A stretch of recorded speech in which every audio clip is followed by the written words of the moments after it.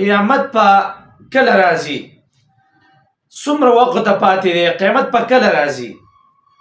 ګوره حضرت جبرائیل علیه السلام د پیغمبر علیه السلام نه تپوس وکړه، وی اخبرني عن الساعه، یا رسول الله ما ته خبر راکا قیامت به کله؟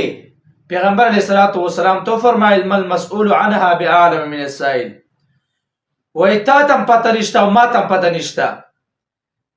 دا خبره ته پیغمبر علیه السلام او فرمایله. بیا ته جبرئیل علیه السلام ته پوښتنه وکړه، وی اخبرني عن اماراتها، ما تر دې علامات بیان کا، علامات دې څه شی دي؟ پیغمبر علیه السلام تو فرمایل ان تلد الامه ربتها، د قیامت یو علامت دا دی چې ته به زوی وینې چې دا به باچایي، او مور به ته وینې چې دا به وینځي. یار دې مطلب دا دی چې ته به داسې خلک وینې چې دوی به په خپلو موریانو باندې، په خپلو میندو باندې داسې حکم چلی لکه څرنګه حکم چې یو سید دا په خپله وینځه باندې چلی.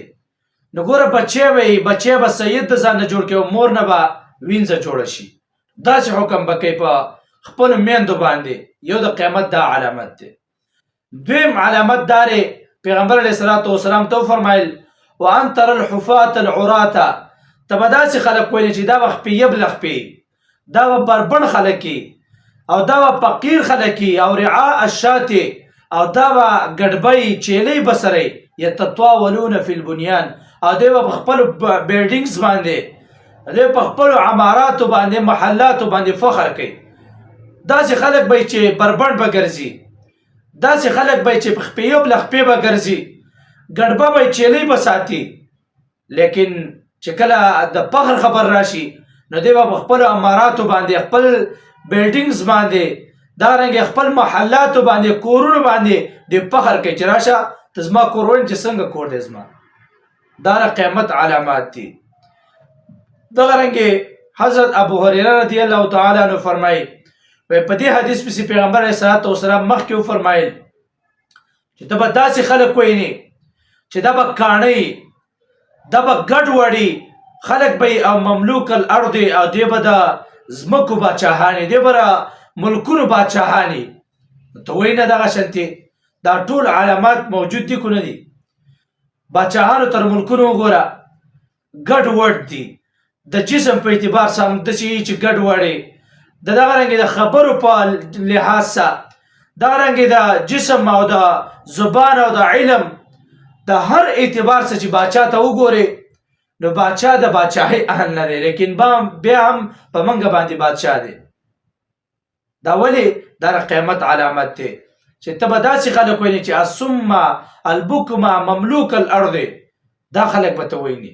دا د قیامت علامت دی. او دغه رنګې عبدالله ابن مسعود رضی الله تعالی عنه فرمایي، پیغمبر علیه السلام وفرمایل چې دا د قیامت علامت دی چې یو کس په د جومات په ګیټ په خوا باندې تیریږي، یو کس به د جومات په مخه باندې تیر شي او د مونځ ټیم به او دا به مونځ نه کوي، دا به ځان نه انګاره کي او ایسته به د جومات په خوا باندې واوړي او لاړ به شي.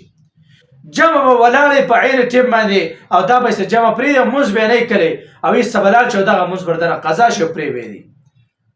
دا د قیامت علامت دی. بیا وفرمایل داسې خلک چې کم سلام کوي نو هغه په هغه خلکو باندې سلام کوي چې کم خلک پیژني، کم خلکو سره ګپ شپي، د کم خلکو سره تعلق کې ریلیشنشپ یې هلته به سلام کوي، او چې کم خلک نه پیژني په دغه محله کې به اوسېږي، خو چې کم خلک نه پیژني په هغې باندې به سلام نه کوي. دا د قیامت علامات دي.